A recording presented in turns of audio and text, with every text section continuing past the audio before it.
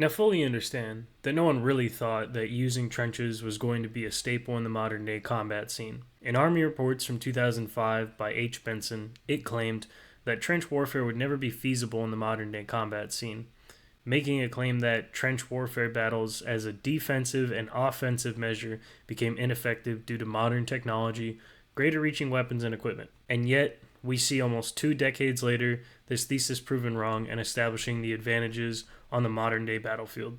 Now, if you haven't been tracking current events, then I'll break it down to you. There's a war in Ukraine and Russia's giving it a strong but highly costly fight.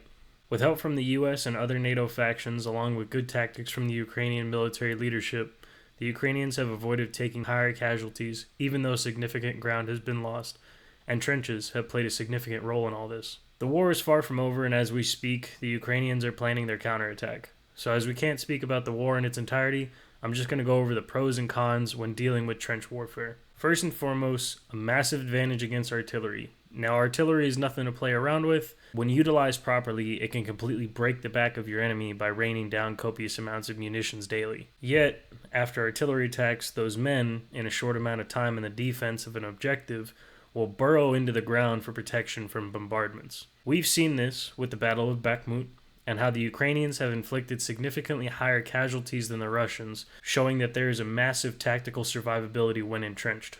When done right, your dugout will last for the long haul of a remaining defense and continuous artillery bombardments. If we take a look back in time, we can see that bombardments in World War I lasted for multiple hours and sometimes days before a strong assault would take place in an attempt to use combined arms to destroy or severely degrade the defensive force. Look at Verdun as a prime example. After 2 million shells fired at the French Second Army in their entrenched position, the French were still able to fight off the attacking Germans for a costly victory after a continuous 7 days and nights of shelling. Secondly, when entrenched is a literal and physical foothold in the earth that you have great cover in when being attacked. When entrenched, you are in a low profile and you force your enemy to come to you as you engulf them in accurate mortar and machine gun fire to avoid losing your conquered ground. In all past wars and battles with dug-in positions, it is evident that, to some degree, it added a very needed defense to the troops' survivability. If we take a look back in history, from June 1864 to March 1865, we see the Siege of Petersburg, which was a climactic series of battles in southern Virginia during the American Civil War, in which Union General Ulysses S. Grant faced off against Confederate General Robert E. Lee. The campaign saw one of the most proactive uses of trenches during the war. The two armies clashed for more than 9 months along a series of trenches more than 30 miles long. By late March, with Confederate supplies dwindling and Union pressure mounting, Lee was forced to retreat, abandoning Petersburg. Without a doubt, this proves that trenches do have a large-scale advantage with proper defensive sustainability when supplies are continuously maintained, so we shouldn't be so surprised that they once again step out onto the battlefield. Trenches also provide great cover for most air assets. Now, don't get me wrong, if you get a 500-pounder dropped on your position, it's going to be a bad day. But when it comes to smaller aircraft, your chances of surviving are greater. If you have seen drone footage from the Ukrainian front, you'll know that you mainly see grenades and other small munitions like mortar rounds be dropped on top of enemy combatants.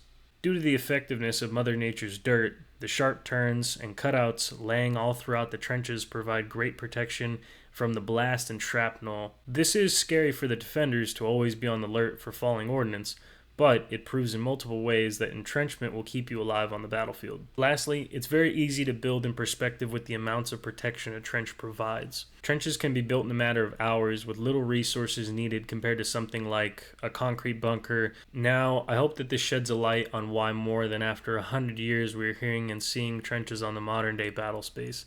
Not to say that there haven't been other recent wars with trenches, like the Saddam Line in the Iraq War, but those trenches were broken through rather easily by coalition forces. The coalition assault, beginning at 4 a.m. on February 24th, 1991, met only sporadic resistance, and by 6:45 a.m. the troops had broken through the Saddam Line. The U.S. forces steamrolled the Iraqi lines with M1 Abrams tanks modified with minesweeping plows, and M728 combat engineer vehicles, which buried the trench lines and in many cases actually buried Iraqi troops alive, the number of which is estimated to be in the thousands. Unfortunately for Saddam, he was hoping to draw the Americans into a long conflict like the Iran-Iraq War, but America being America, it does what it wants. Now, with that being said, we can segue perfectly into the negative aspects of trench warfare, starting off the list with health concerns. Now, when you're in a trench, it's not like you're really operating much outside of your hidey hole except for tactical and operational purposes. This means that you eat, sleep, and fight all while confined in your entrenched position. With continuous assaults on trench lines, you have large amounts of casualties. These casualties are not always retrievable, and with how unfortunate that is the reality of war. With this unadvantageous reality comes disease brought by unsanitary conditions in the trenches, along with rats, maggots, and other little critters that spread disease to otherwise healthy troops. As the war is not over yet, I can't say for certain how big of a factor this plays in the overall war, but it definitely holds some significance in the battle space. Secondly, tanks are going to be your biggest threat in a massive assault, especially if air support is in the favor of your enemy.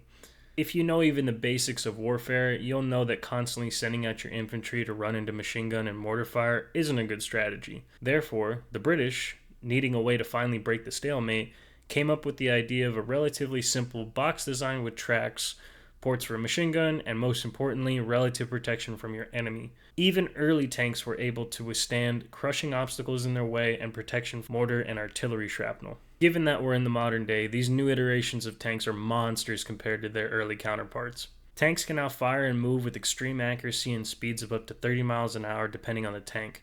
As I stated earlier, the Iraqis were thwarted on the Saddam line all because of the Americans' ability to utilize tanks to their full capacity and decimate the Iraqis within a mere matter of hours. Lastly, there's a massive psychological drawback when you're in a trench.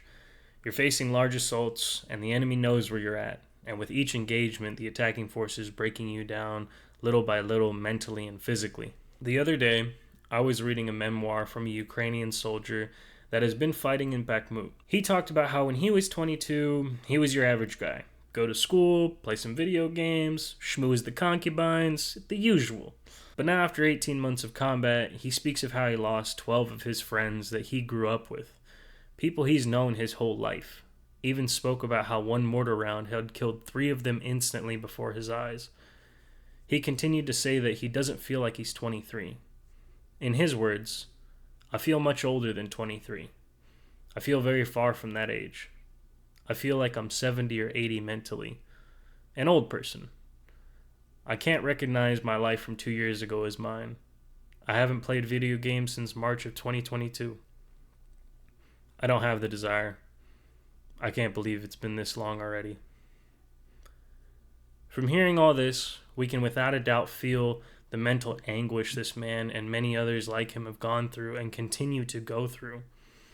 This is the reality of war, and even a bigger reality for men fighting in trench combat. Heavy mortar and artillery constantly raining down on the heads of young men who desperately hide in dugouts to avoid a terrible fate, losing friends to these attacks, and all while being isolated with the continuous thought of, will I ever make it out of here? This is unfortunately our biggest drawback, and one that we must take into account when considering the pros and cons of large trench warfare and long-term conflicts. So, that's all I have for you today, guys. I hope that this has shed some light on not only the reasons we're seeing trench warfare emerge, but also a look into the pros and cons of entrenchment.